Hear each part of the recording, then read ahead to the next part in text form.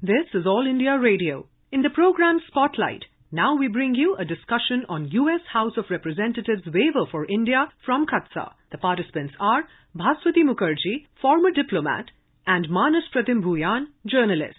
Ambassador Mukherjee, India signed a USD 5 billion deal with Russia to buy 5 units of S-400 air defense missile systems in 2018, notwithstanding a warning from the administration of the then US President Donald Trump. And the administration then had said that the deal could invite US sanctions against India. The US had said that, in fact, India could face sanctions under the provisions of the Countering America's Adversaries Through Sanctions Act, which is in short known as CATSAA. And India has all along been maintaining that its decision on military procurement will continue to be guided by its national interest and requirement. Now, after nearly 4 years of the deal between India and Russia on the procurement of the missile systems, the US House of Representatives passed a legislation amending the provisions of the act, providing for waiver to India against CATSAA, saying that, in fact, India needs the weapon systems to defend itself from countries like China. How do you see the amendment and what does it signal?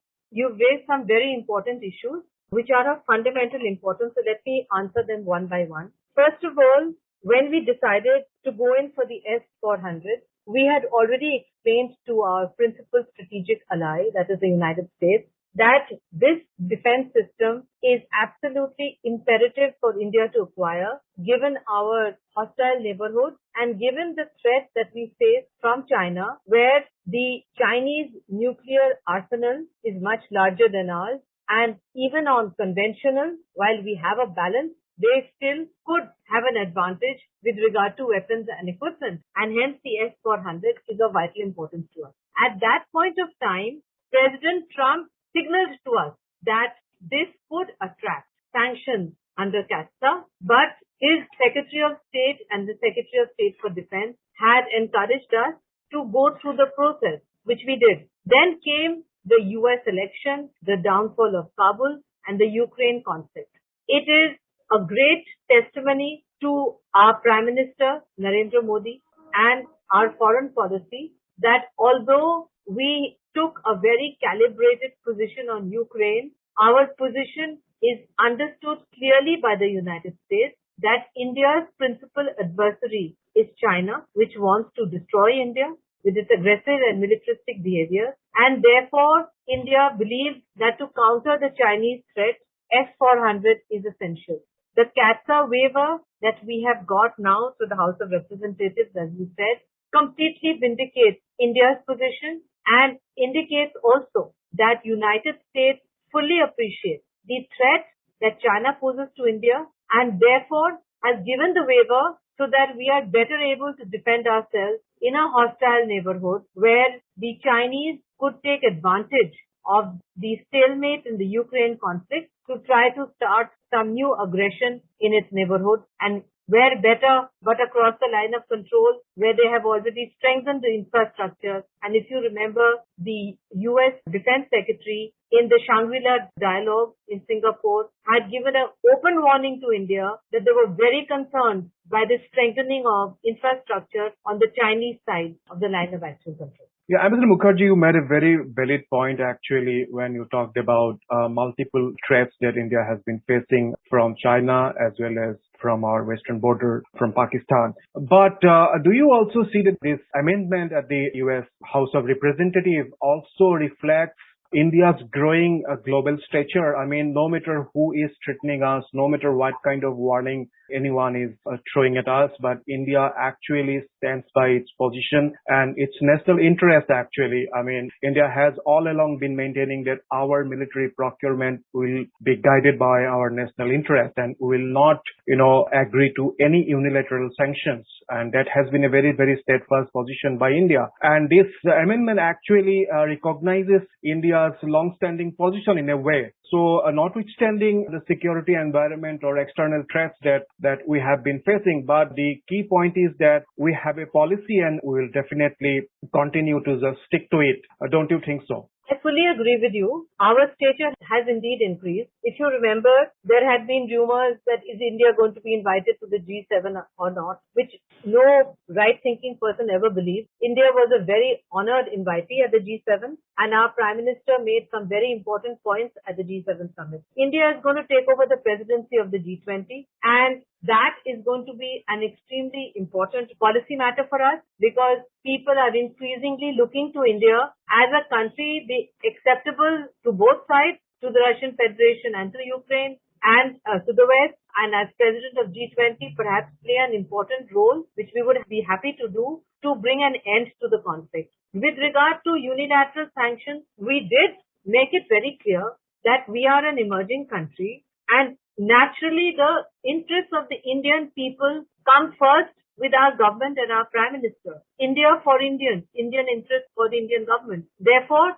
when a few tried to ask us why we are buying oil or gas from the Russian Federation, we explained that it's not forbidden and that we were only doing a small amount of purchase, which is maybe 5% of what the EU does, just to stock up because the prices were going up. As far as unilateral sanctions are concerned, they have hurt the Western economy and the EU, and this is being increasingly recognized. Only yesterday, the head of the Hungarian government expressed regret about the kind of damage that the unilateral sanctions are doing to the EU economy, and he expressed apprehension as to how the European Union was going to go through a long and bitter winter ahead in case the gas supplies are not at the same level as it normally is during the month from October to March when the winter is at its worst. So I think as you rightly pointed out, our position is not just understood but appreciated, and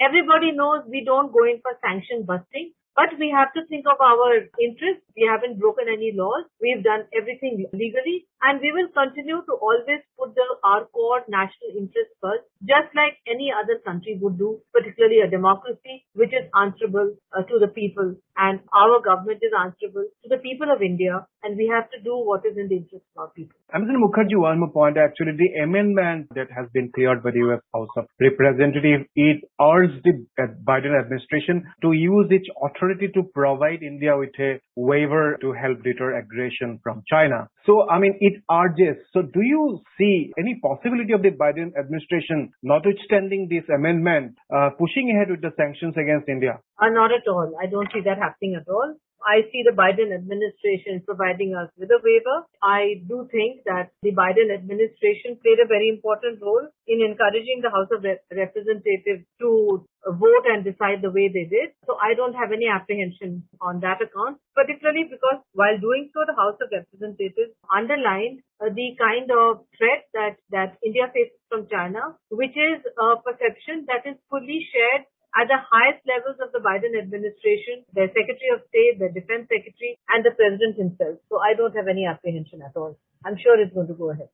The timing of the amendment is really interesting. In fact, the waiver has come at a time, there has been growing criticism of India, at least by certain countries, for its continued procurement of crude oil from Russia, as well as for not condemning Russia's invasion of Ukraine. So what kind of, strategic signal actually this waiver by the House of Representatives sends at a time, in fact, we are seeing geopolitical turmoil that has arisen out of the crisis in Ukraine and India's continued, engagement with Russia, even for military purchases. In fact, Russia has already delivered the first battery of S-400 missiles to India. Second battery is coming. And I just want to ask you, in fact, what is the strategic messaging that this waiver has sent across? Well, first of all, the criticism of India's principal position on the Ukraine conflict is much more muted now as far as the EU and the United States is concerned. In fact, the United States was the first to adopt a much more flexible position on our posturing on the Ukraine conflict based on our core interests. But the EU also fell in line, and so did the United Kingdom. So I don't think that there has been too much criticism in the recent past weeks on this matter. But you're absolutely right. The strategic signaling is very important, particularly to China, but also to Pakistan, that India is a very important strategic partner of the United States and of the West, and that the United States, as the world's most powerful country with its huge military and economic might, stand squarely with India in facing the threats that India has been facing for a long time across the line of actual control from the People's Republic of China, a threat that is only becoming more visible as we continue because the Chinese have not pulled back. They have said they would pull back. We pulled back. They have not pulled back. The talks on the border issues are stalemated, and whenever there is any issue of importance, the Chinese immediately make extremely negative comments about India. So all in all, it's not a happy situation that we have across the line of actual control with China. The American reassurances are very welcome. The S-400, our armed forces are of the view, is absolutely essential to secure our positions, and that is exactly what we are getting. We got one installment, as you pointed out, and the next will be coming. And the CATSAA waiver means that we don't really have any problem anymore in getting what we had ordered and purchased from the Russian Federation. Mr. Mukherjee, also I would like you to comment, in fact, whether this waiver also signals from Russia if we buy military hardware in the future, the US will not go for any sanctions. This waiver is specific to S-400. If we want to get equipment from the Russian Federation, which is on the sanctions list, or which needs a waiver, we would have to go through the process a second time. This is not a blanket waiver. This is a waiver for S-400. And as far as I am informed, India is in the process of diversifying its arms imports so that our dependence on Russian arms exports are reduced. The Russian Federation, because of the Ukraine conflict, may not even be in a position to give us the kind of spare parts that we need for existing equipment. And under those circumstances, India already started for the last few years to diversify and to look to other buyers, France, Israel, United States, etc. So I am sure that we would make a positive effort to look at other buyers also for arms, particularly if the conflict in Ukraine drags on, because then it makes it more complex to get the spare parts. Some of the spare parts factories were in Ukraine actually, and some come directly from the Russian Federation. So we would definitely need to look at diversification, and we are precisely doing that. We have already diversified to a large extent, and we have reduced our dependence on Russian weaponry from 80% to 50%, I'm informed. And it should come down further in the months to come. Mr. Mukherjee, the S-400 is known as Russia's most advanced long-range surface-to-air missile defense system, and we are procuring 5 batches of this missile system. So do you think, in fact, it will significantly bolster India's overall air defense system when we just get all the 5 batteries, and it will significantly boost India's air power also? Yes, it will, because if you look at the line of actual control, you would see that India has the advantage that our Air Force can take off and land full load from a nearby base, whereas the Chinese Air Force bases are in Tibet for the heavy aircraft. The S-400 gives us that advantage that we need to ensure that there is no aggressive air activity across the line of actual control, and our air defenses are substantially bolstered by this very sophisticated, highly advanced weapon system, which in fact suits also the kind of fighter aircraft we have, which again, many of them have been built by the Russians.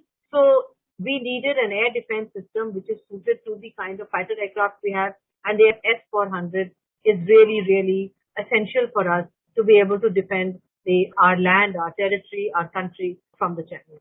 Mr. Mukherjee, thank you so very much for an overall perspective about S-400 air defense missile system and the amendment passed by the US House of Representatives giving a waiver to India for the procurement of the weapon systems from Russia, as well as the context of India's emergence as a strategic power and the strategic signaling that the waiver has given. At a time, in fact, we have seen global flux and strategic turmoil arising out of the crisis in Ukraine. Thank you so very much. Thank you very much. You were listening to a discussion on US House of Representatives waiver for India from CATSAA. The participants were Bhaswati Mukherjee, former diplomat, and Manas Pratim Bhuyan, journalist. This program was produced and presented by the News Services Division of All India Radio. You can listen to it on our mobile app, News on AIR. This program is also available on our YouTube channel, News on AIR Official. You may email your opinion about this program at airnsdtalks@gmail.com.